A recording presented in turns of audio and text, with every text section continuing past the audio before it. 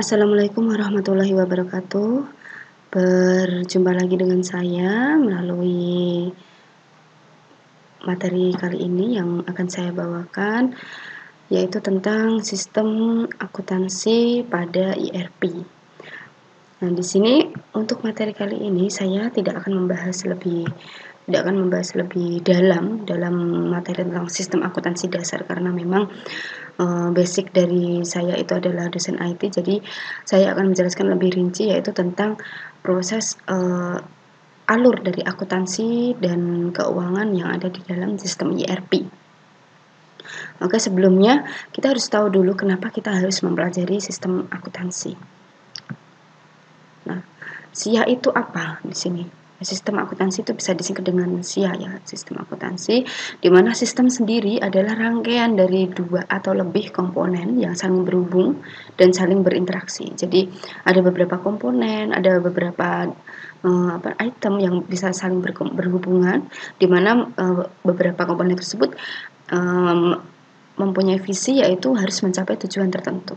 Nah, di sini sistem itu hampir selalu terdiri dari beberapa subsistem kecil yang masing-masing fungsinya memiliki fungsi khusus untuk mendukung dari bagian sistem yang besar.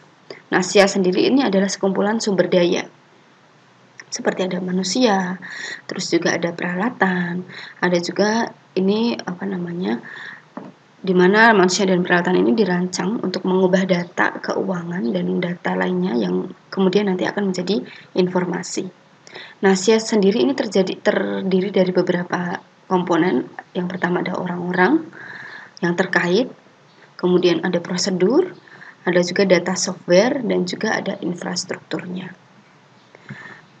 Nah, kelima komponen ini bersama-sama memungkinkan suatu SIA itu bisa memenuhi 3 fungsi pentingnya dalam organisasi. Yang pertama, itu dia bisa mengumpulkan dan menyimpan data tentang aktivitas dan transaksi yang dilakukan oleh organisasi.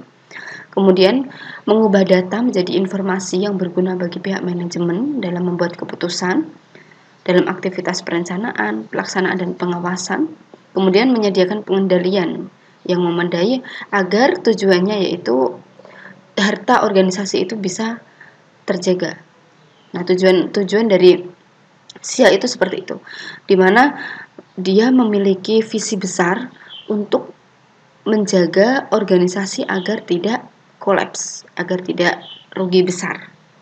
Nah, itu adalah visi besar dari SIA. Nah, mengapa mempelajari SIA? Di sini dalam Statement of Financial Accounting di konsep nomor 2 di halaman 2 mendefinisikan akuntansi sebagai sistem informasi. Nah, di dalam standar akuntansi keuangan itu disebutkan bahwa tujuan utamanya menyediakan informasi bagi para pengambil keputusan. Nah, di dalam organisasi kira-kira siapa yang mengambil keputusan? Biasanya ada direktur, ada manajer, ada ada juga yang pemegang saham juga bisa, ya. Nah, oleh sebab itu bukanlah hal yang mengherankan apabila Komisi Perubahan Pendidikan Akuntansi itu merekomendasikan bahwa kurikulum akuntansi harus menekankan akuntansi itu harus suatu proses identifikasi. Sebuah proses identifikasi untuk pengembangan, pengukuran, dan komunikasi informasi. Nah, komisi ini juga menyarankan agar kurikulum akuntansi itu harus dirancang agar bisa memberikan pemahaman pada mahasiswa kuat dalam 3 konsep dasar seperti pemakaian informasi dalam pengambilan keputusan, terus kemudian sifat perancangan, pemakaian, dan implementasi SIA, dan yang ketiga adalah dalam hal pelaporan informasi keuangan. Dan tujuannya itu, makanya kita perlu mempelajari SIA agar kita bisa memakai informasi dan bisa memutuskan dari informasi yang kita dapat. Terus kemudian pelaporan informasi terkait dengan keuangan kita juga bisa paham. Nah, lanjut pemahaman cara sistem akuntansi bekerja. Di sini ada bagaimana cara mengumpulkan data tentang aktivitas dan transaksi, kemudian bagaimana mengubah data tersebut menjadi informasi yang dapat digunakan oleh pihak manajemen untuk mengambil keputusan, dan bagaimana cara memastikan ketersediaan, keandalan, dan keakuratan informasi tersebut. Dan di sini para auditor itu perlu memahami sistem yang digunakan untuk menghasilkan laporan keuangan perusahaan. Nah, alternatif lainnya biasanya kita ingin menspesialisasikan diri kita pada perpajakan misalkan. Nah, jika demikian, maka kita perlu memahami tentang SIA klien, tentang sistem informasi, sistem akuntansi yang ada di klien kita, agar dapat percaya bahwa informasi yang digunakan, informasi yang dikeluarkan itu bisa untuk perencanaan dan pemenuhan syarat pajak bisa lebih akurat dan lengkap. Nah, ini fungsi dari ketika kita bisa memahami akuntansi. Kemudian proses transaksi akuntansi. Di sini ada siklus pengolahan data. Kita perlu memahami siklus pengolahan datanya. Ada apa di sini? Kalau kita lihat ya di dalam sebuah sistem itu pasti ada sebuah proses input, ada sebuah processing yang dimana processing sendiri itu nanti ada berpengaruh pada storage, penyimpanan. Kemudian yang terakhir proses output. Nah, proses transaksi ini bisa berupa dokumen dan prosedur. Pemrosesan data ini bisa terdiri dari 4 langkah: input data, penyimpanan data, pemrosesan data, dan output informasi. Ini adalah dasar dari siklus pengolahan data yang ada di semua sistem, termasuk sistem akuntansi ini. Nah, siklus pemrosesan input data yang ada di akuntansi itu langkah awal yaitu perolehan data. Biasanya perolehan data ini bisa diperoleh dari aktivitas bisnis. Data ini bisa berupa sebuah kejadian, alur bisnis, proses bisnis. Kejadiannya seperti apa? Contoh kalau misalkan di perusahaan mebel itu seorang pengusaha mebel ingin membeli kayu. Nah, itu adalah kejadian pembelian bahan baku. Kemudian ada juga sumber daya yang digunakan. Sumber daya apa? Sumber daya manusia, sumber daya bahan baku tersebut juga bisa. Terus kemudian pihak yang terlibat. Nah, pihak yang terlibat siapa? Kalau di dalam perusahaan mebel bisa aja customer bisa membeli sebuah lemari. Dan di sini pihak yang terlibat customer misalkan membelinya kredit, berarti nanti akan berpengaruh pada akuntansi. Karena dia pembeliannya kredit, maka nanti pembayarannya akan bertahap. Dan di sini saldo kita juga bertambahnya akan bertahap. Nah, di sini langkah yang awal seperti itu. Kita harus memahami siapa saja sih yang terlibat di dalam sistem akuntansi ini. Yaitu transaksi, pembelian ataupun penjualan, kemudian ada juga aset, ada juga hutang piutang yang berkaitan dengan pihak-pihak yang terlibat seperti vendor atau customer itu tadi. Nah, itu kita harus paham. Kemudian langkah yang kedua, memastikan data yang diambil itu akurat. Apalagi kalau berkaitan dengan nominal, itu sangat sensitif sekali. Kurang 0 aja itu sudah sangat mempengaruhi. Makanya kita harus memastikan bahwa data yang kita inputkan itu harus akurat. Dalam arti tidak ada yang kehilangan satu poin pun. Nah, di sini yang langkah kedua. Langkah yang ketiga, meyakinkan kebijakan perusahaan diikuti seperti menyetujui atau memverifikasi transaksi. Nah, kalau di dalam sistem ERP biasanya ada rekonsiliasi di sebuah sistem akuntansi. Nah, di sini proses rekonsiliasi itu adalah sebuah proses yang dimana harus dikonfirm oleh si pihak akuntansi agar nominal yang kita masukkan ke dalam sebuah jurnal di dalam akuntansi itu sinkron dengan akun yang tertera di dalam akuntansi. Sehingga nanti ketika kita mengambil laporan di laporan Rabalugi, akun-akun yang dikeluarkan itu sesuai dengan proses transaksi yang dilakukan. Nominal-nominal yang terdapat di dalam akun itu bisa sesuai dengan transaksi yang dilakukan. Nah, itu adalah proses verifikasi atau rekonsiliasi yang ada di dalam sistem akuntansi.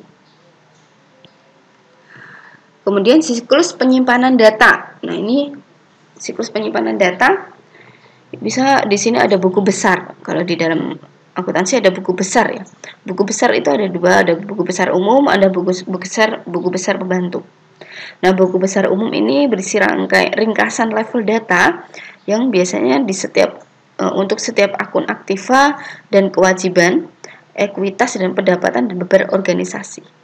Jadi nanti ada aktiva, ada kewajiban yang biasanya ada di dalam buku besar umum. Nah, sedangkan untuk buku besar pembantu itu berisi data mendetail untuk beberapa akun buku besar dengan banyak sub akun terpisah. Nah, ini nanti kita bisa lihat seperti apa di dalam penyimpanan data di sistem akuntansi yang ada di dalam buku besar ya. Kemudian teknik pengodean. Nah, di sini kita perlu pengkodean. Nah, data dalam buku besar itu disusun secara logis menggunakan teknik pengkodean. Pengkodean ini pendapatan sistematis dari angka huruf pada item untuk mengklasifikasikan dan mengatur item-item tersebut. Biasanya pengkodean bisa menggunakan kode urutan, kode blok, kode grup, ada kode atau kode mnemonik. Kalau urutan itu urutan 1 2 3, kalau blok itu mungkin 1 strip 00. Kalau kode grup itu mungkin untuk 01 warna A, 02 warna B gitu. Kalau kode mnemonik itu biasanya terdiri dari angka dan huruf kapital atau huruf kecil. Nah, ini pengkodean ini harus dipahami oleh pihak akuntansi, si akuntan sendiri, karena pengkodean ini nanti akan berkaitan dengan akun-akun yang dipakai dalam penyimpanan data di sistem akuntansi ya. Ini contohnya. Di sini ada simple chart of account. Ini di dalam ERP juga nanti akan ada seperti ini.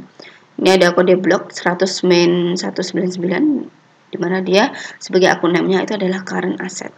Jadi nanti kalau keluar di buku besar, current assetnya ada berapa nominalnya? 100 miliar atau 100 juta. Nah, itu harus memakai kode seperti ini. Terus ada 101 checking account. Terus ada 120 account receivable. Terus ada 150 ada inventory dan sebagainya. Ini adalah salah satu akun-akun yang harus dipahami oleh pihak akuntansi. Supaya nanti semua transaksi, semua penyimpanan, semua proses bisnis yang ada di dalam sistem bisa terekam dengan baik. Karena berkaitan dengan nominal itu tadi ya. Jika satu transaksi disimpan dalam satu transaksi, disimpan dalam satu akun, maka nanti dia akan menjumlahkan otomatis. Misalnya di akun receivable ini nanti ada beberapa transaksi yang menggunakan akun receivable 120, maka beberapa transaksi tersebut nanti akan dijumlahkan otomatis di laporan buku besar atau laporan laba rugi. Nah, tujuannya seperti itu. Terus kemudian setelah itu ada bagian akun. Ini daftar angka yang ditetapkan untuk setiap akun buku besar umum. Di sini angka-angka akun ini memungkinkan data transaksi itu dikodekan, diklasifikasikan dan dimasukkan ke dalam akun yang sesuai. Ini transaksinya seperti apa? Transaksinya seperti transaksi pembelian tadi. Nah, pembelian apa? Pembelian misalkan paku. Paku ini dibeli dengan harus disetting di dalam akun pembelian misalkan. Atau disetting menggunakan akun pihutang karena belinya utang, tidak cash, juga bisa. Nah, itu bisa diklasifikasikan setiap transaksi di dalam sistem seperti itu agar nanti alur dari nominal yang keluar di dalam buku besar bisa terbaca. Kira-kira nominal dari mana ini? Dari pembelian, apakah dari penjualan atau dari stok? Nah, itu juga bisa terbaca. Nah, kemudian ada jurnal. Data transaksi sering kali dicatat dalam jurnal ya. Setiap transaksi itu biasanya dicatat dalam jurnal terlebih dahulu, di entry jurnal, sebelum nanti dimasukkan ke dalam buku besar. Nah, entry jurnal ini menunjukkan akun dan jumlah yang harus didebit dan dikredit. Nah, ini nanti kita bisa paham ketika melihat praktiknya ya. Kita masuk ke sistem ERP-nya. Nah, sistem ERP ini suatu sistem yang mengintegrasikan semua aspek organisasi seperti akuntansi, keuangan, manajemen, persediaan ke dalam suatu sistem. Sistem ERP yang termodulasi. Nah, perusahaan dapat membeli setiap modul yang memenuhi kebutuhan khusus mereka. ERP ini memfasilitasi alur atau arus informasi antara berbagai fungsi bisnis perusahaan, mengelola komunikasi dengan cara pemangku kepentingan, Nah, modul-modul yang ada di ERP biasanya mencakup keuangan, sumber daya manusia, penjualan, pembelian, manufaktur, manajemen proyek, manajemen hubungan pelanggan, dan alat sistem itu juga bisa. Ini salah satu modul yang paling sering dipakai. Kemudian untuk aktivitas akuntansi di dalam ERP, nah ini kegiatan akuntansi ini diklasifikasikan sebagai akuntansi keuangan dan manajerial. Akuntansi keuangan terdiri dari transaksi perusahaan yang berdampak pada keadaan keuangan perusahaan. Nah, di sini aktivitas akuntansi keuangan itu ada yang nanti akan keluar, bisa dibaca melalui laporan keuangan umum. Keuangan umum itu termasuk neraca ya, neraca dan laporan rugi laba. Neraca sendiri pernyataan yang menunjukkan saldo akun seperti kas yang dimiliki, jumlah hutang piutang, biaya bahan baku dan persediaan, dan juga ada aset jangka panjang sampai dengan jumlah investasi perusahaan. Jadi neraca akan membaca semua nominal yang dimiliki perusahaan mulai dari hutang piutang, transaksi, persediaan aset dan sebagainya. Nah, neraca ini menjadi sebuah ikhtisar yang baik untuk mengetahui kesehatan keuangan perusahaan. Makanya sebuah sistem akuntansi itu nanti pasti ada sebuah menu yang dimana menu tersebut ada yang menampilkan sebuah laporan laba rugi atau neraca. Karena nanti neraca ini bisa digunakan untuk pengambilan keputusan. Ini salah satu contoh neraca yang dimiliki oleh Peter Snacker balance sheet. Ini ada asetnya apa aja nih. Kemudian ada liability, kewajibannya, ada stockholders atau ekuitas pemegang sahamnya. Terus ada revenue, ini pendapatannya, debitnya segini. Kemudian ada expense, pengeluarannya, cost of good, sold expense, ini modal bahan bakunya. Sampai dengan terakhir nanti akan keluar net income. Net income-nya berapa? Setelah ditotal semua ya. Nah, perusahaan ini biasanya menyiapkan laporan keuangan setiap 3 bulan sekali. Tapi terkadang lebih sering. Nah, untuk menyiapkan laporan ini biasanya perusahaan harus menutup pembukuan mereka. Yang berarti bahwa akun sementara atau nominal seperti pendapatan, beban, keuntungan, dan kerugian itu memiliki saldo yang ditransfer atau ditutup ke akun laba yang ditahan. Biasanya makanya kalau ada beberapa yang sudah bekerja pasti sudah paham ya, tutup buku di akhir tahun itu sangat memusingkan karena di situ kita berkaitan dengan nominal, entah nominal stok atau nominal laporan laba rugi atau neraca yang dimiliki oleh perusahaan. Nah, ini akun nominal yang ditutup akan memiliki saldo 0 untuk memulai dan mengumpulkan pendapatan perusahaan lagi. Makanya setiap setiap perusahaan pasti akan memiliki jadwal tutup buku. Begitu kira-kira. Terus kemudian ERP untuk siang. Jadi di masa lalu itu perusahaan memiliki sistem akuntansi yang terpisah, seperti siswa pemasaran, siswa manufaktur, dan sebagainya. Nah, setiap masing-masing divisi itu mengumpulkan data dengan caranya sendiri. Nah, dengan sistem yang tidak terintegrasi seperti itu, area fungsionalnya menjadi membagi datanya ke akuntansi, sehingga akuntansi itu dapat membuat pembukuan. Jadi, dari masing-masing siswa mengumpulkan data dan data tersebut dikasihkan ke bagian akuntansi. Nah, pembagian data ini tidak dapat real time, sehingga data di akuntansi tidak up to date ya. Nah, sampai datangnya sebuah teknologi sistem ERP dengan data terpusat dan dapat mengatasi masalah ini. Karena kalau misalkan data itu tidak real time dan tidak up to date, maka nanti akan berkaitan dengan keakuratan informasi, apalagi informasinya berkaitan dengan angka. Nah, itu sangat riskan sekali dalam pengambilan keputusan, nanti bisa salah. Nah, di sini di sistem ERP itu bisa diatasi masalah tersebut. Misalkan barang yang dipindahkan dari bagian perakitan ke gudang dapat secara langsung terekam. Nah, di sistem ERP menggunakan SAP ini dapat melihat transaksi ini pada bagian modul manajemen material. Nah, modul akuntansi ini akan merekam transaksi tersebut sebagai peningkatan nilai barang jadi.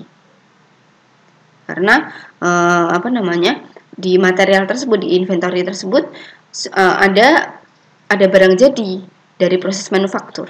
Makanya di sini nominal yang harusnya bertambah itu adalah akun pendapatan barang jadi ya.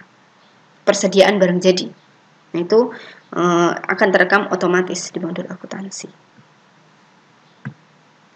Operational decision making. Dan di sini contoh yang saya contohkan di sini adalah credit management ya. Dimana ketika menggunakan sistem ERP dan ingin mengambil keputusan di credit management itu ada beberapa kemudahan. Ini saya contohkan yang tidak mudah dulu. Data akuntansi yang kadaluarsa atau tidak akurat yang dihasilkan dari informasi itu yang tidak terintegrasi dapat menyebabkan masalah ketika perusahaan membuat keputusan operasional. Dalam pembuatan keputusan di dalam kredit manajemen biasanya terjadi pada perusahaan yang melakukan penjualan secara kredit. Nah, di sini untuk menstabilkan keuangan, perusahaan tersebut biasanya memberikan batasan pada pelanggan yang ingin membeli. Nah, dan perusahaan harus dapat memantau batasan kredit pelanggan tersebut ketika melakukan repeat order ya. Nah, misalkan pelanggan A memiliki batas kredit 10 juta. Nah, jika pelanggan A sudah order 8 juta, maka di orderan selanjutnya harusnya pelanggan tersebut tidak boleh order lebih dari 2 juta. Hal ini akan terekam pada bagian akuntansi secara real time. Karena nanti akan tercatat sebagai saldo piutang. Nah, ini kalau dilihat dari laporan neraca, saldo piutangnya akan bertambah tuh kalau ada transaksi.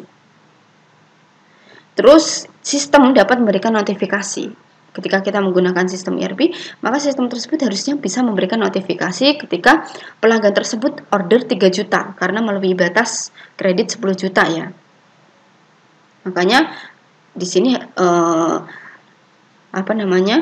sebuah sistem itu diharuskan memberikan data secara real time. Karena kita tidak tahu pelanggan akan order kapan. Nah, di sini saya contohkan financial statement dari Peter Snacker tadi, seperti yang dijelaskan dalam contoh penjualan tadi, mengacu pada cetakan mingguan dari pesanan pelanggan saldo saat ini dan batasan kredit untuk melihat apakah kredit tersebut bisa diberikan atau tidak. Dengan asumsi bahwa pelanggan tidak akan menimbulkan masalah batas kredit, petugas penjualan memasukkan penjualan di sistem entry pesanan penjualan yang merupakan program komputer yang berdiri sendiri. Nah, ini yang terjadi di Peter Snacker ya, karena programnya tadi sistemnya sendiri-sendiri. Data penjualan ditransfer ke akuntan menggunakan DIS selama 3 minggu sekali. Nah, seorang petugas akuntansi dapat menggunakan penjualan input untuk menyiapkan faktur pelanggan. Kemudian akuntansi harus membuat penyesuaian untuk pengiriman parsial sebelum menyiapkan faktur. Nah, di sini misalkan si pelanggan itu tersebut ternyata pesan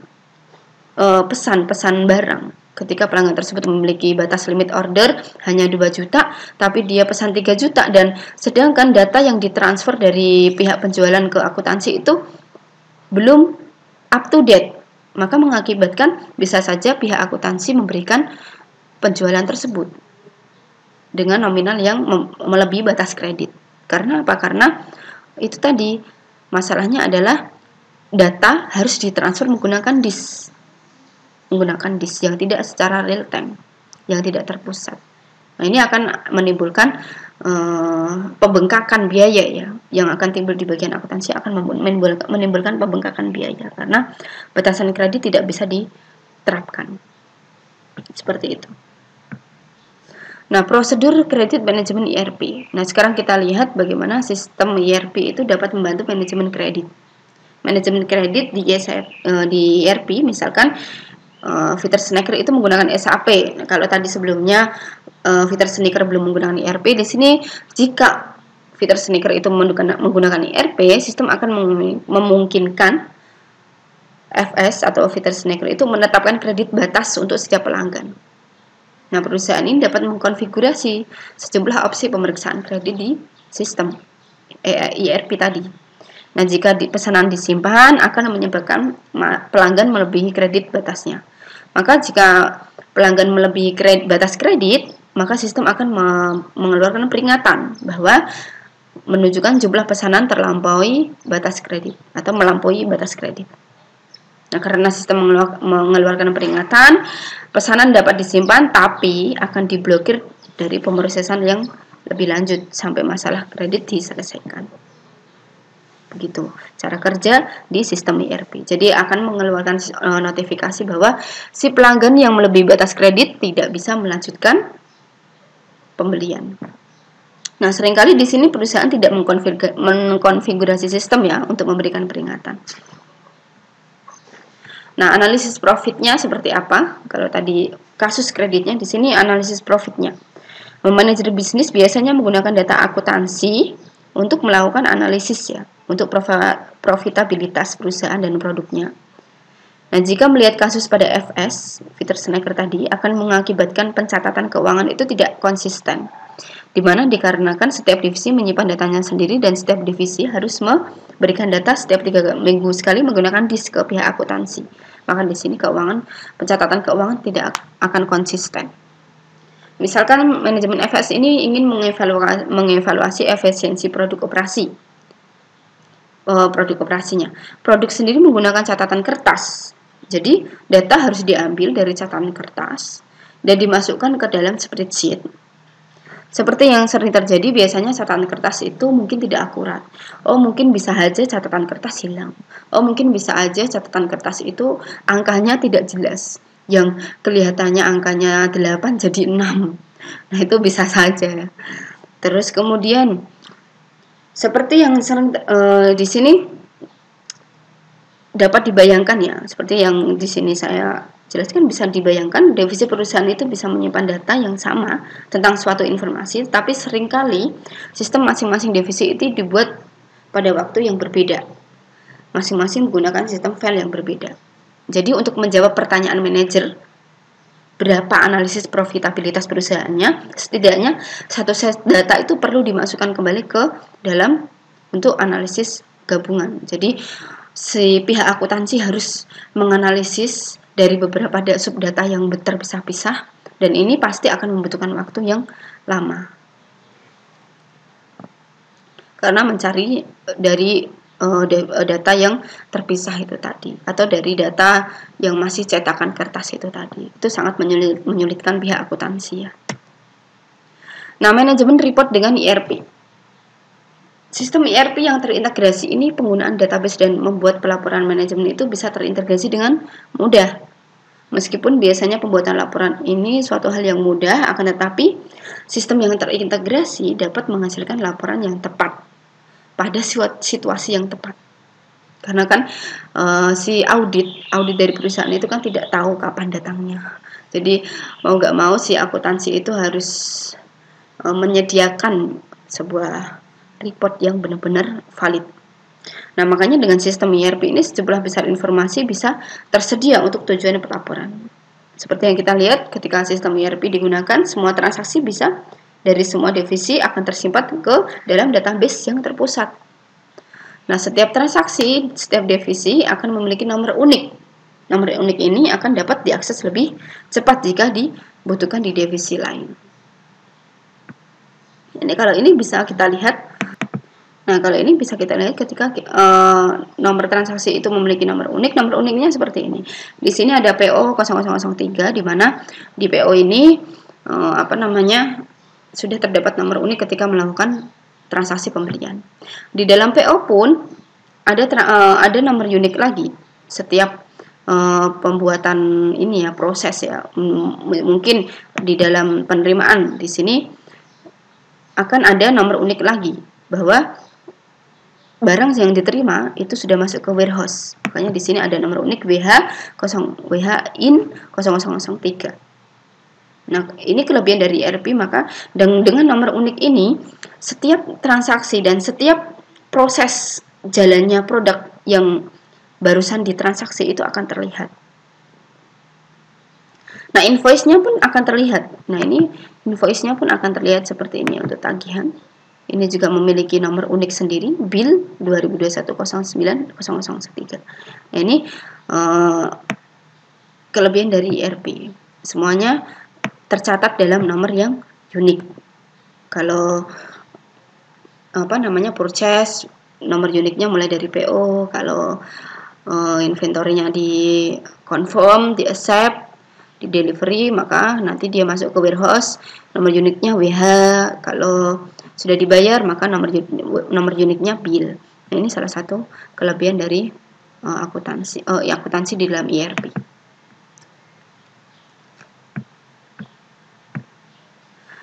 Nah, di sini ini kali ini saya contohkan dalam penggunaan di SAP. Ketika pesanan dilakukan, dokumen pesanan penjualan 142 dibuat. Ini standar ordernya 142. Sistem mencatat pengiriman atau pemindahan kebutuhan pesanan ke modul manajemen material manajemen dengan nomor 001 yang baris kedua. Setelah itu di picking request, dokumen memberitahukan personel gudang item mana yang menyusun pesanan. Ini ada di baris ketiga karena sudah di picking request. Kemudian barang yang dikeluarkan dari persediaan, sebuah peristiwa yang harus dicatat ya di sini ya. Ini peristiwa, beda dari transaksi tadi ya. Transaksi peristiwa ini salah satu hal yang harus semuanya tercatat di dalam ERP.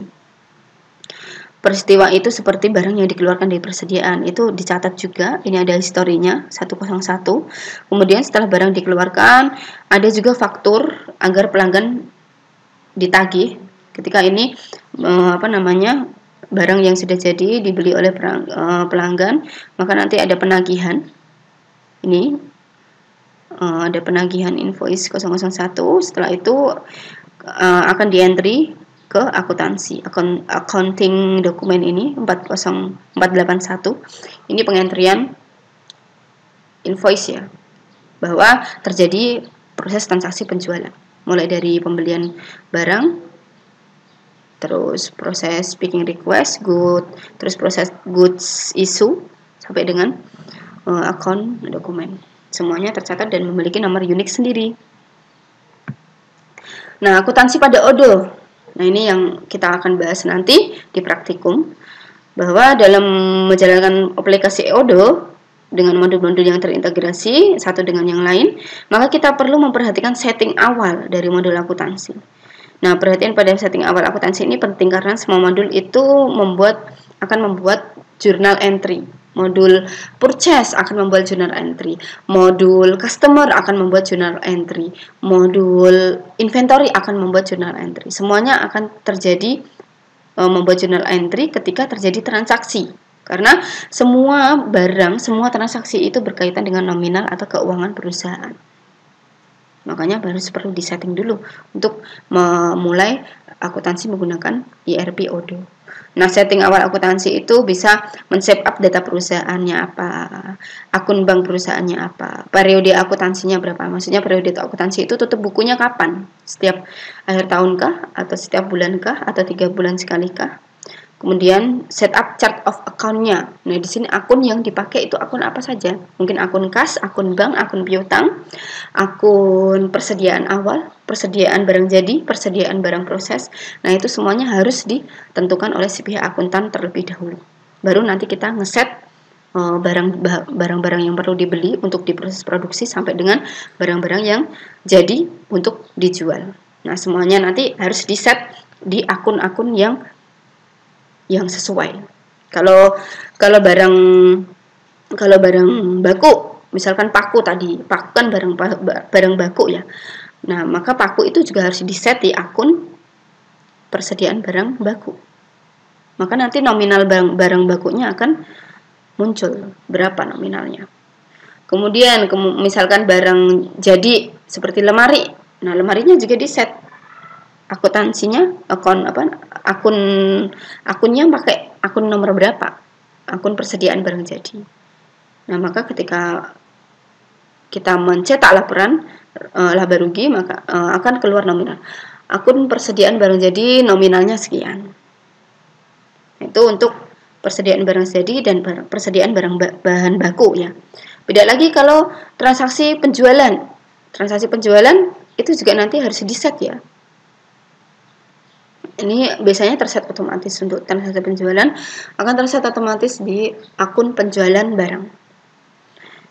Itu nanti akan terlihat terikot di bagian akuntansi bahwa penjualan barangnya nominalnya segini, pisisnya sih tidak, cuman kalau penjualan barang lemarinya terjadi berkali-kali, maka di akun tersebut akan menghitung menjumlah otomatis, begitu. Jadi makanya keempat hal ini penting untuk disetting terlebih dahulu sebelum melakukan transaksi atau sebelum melakukan kegiatan di sistem ERP. Oke, untuk materi kali ini saya cukupkan. Mohon maaf jika banyak kekurangan karena saya tidak membahas lebih dalam masalah akuntansi. Saya hanya membahas konsep akuntansi di dalam ERP itu seperti apa. Karena konsep akuntansi ini sangat global, berpengaruh dari mulai A sampai dengan Z di dalam sistem ERP, maka kita harus paham dulu proses ERP dari mulai tahap awal sampai dengan tahap akhir untuk memahami proses akuntansi ini.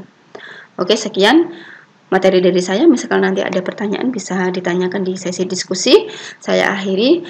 Salam sehat, salam semangat. Wassalamualaikum warahmatullahi wabarakatuh.